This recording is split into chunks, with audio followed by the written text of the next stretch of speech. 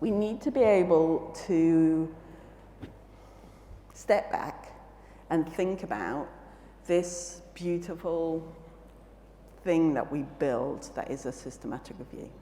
And we have to acknowledge that it's not enough to just craft this beautiful tree and put it on the hill and hope somebody will look at it.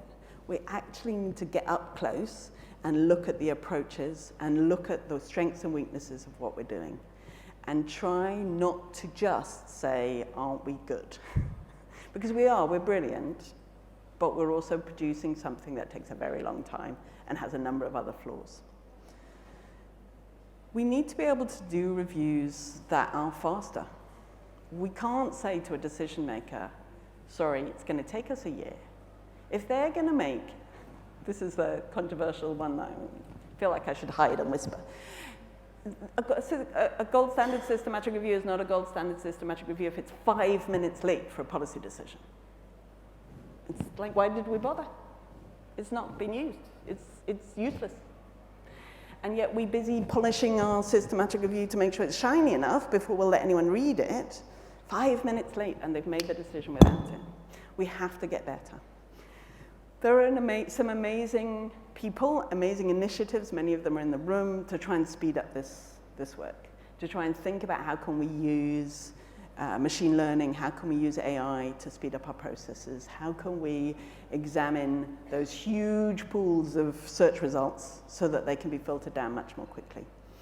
But game-changing technology will not change the game unless we let it. So we really need to embrace and examine and explore how we can get a systematic review that takes a year down to a systematic review that takes 2 weeks, because that's what the decision makers need. We need to think about how we can do that. We have to be demand-led.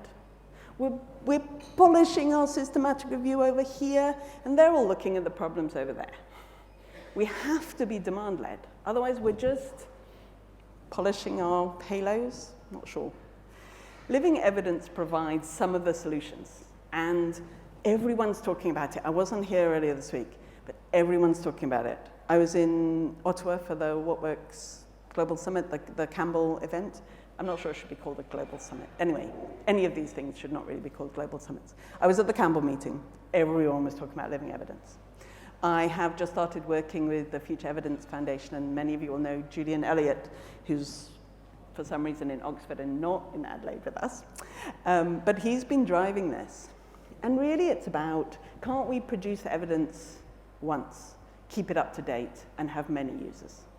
Can't we use that as an approach to tackle some of the mismatch between those people over there who are trying to make decisions and us who are busy squirreling away trying to code and screen and data? So we need to think about how living evidence might provide part of the solution to this, and really embrace what does that mean and how do we make it work. And really, my answer to how do we make it work is we have to be more collaborative. It makes no sense. I don't know about you guys, but during COVID, we all did rapid reviews. All of us around the world, and we were all doing the same rapid reviews, and we were all looking at the same 5 studies, and then having a little panic when another study came along, and trying to work out how to build it into our work. And we don't have the resources to do that. So we need to think about how can we collaborate better. I think some of the sexiest solutions to these problems are coming out of Africa and resource-poor settings, because we don't have money or time to do systematic reviews. Nobody ever funds us to do a systematic review. We're funded to do rapid reviews. We're funded to do evidence maps. We're funded to go and sit in government offices and help them make sense of the evidence. But we've been skipping the full systematic review approach for a long time. We have not found the right solutions, and we need to embrace some of these things.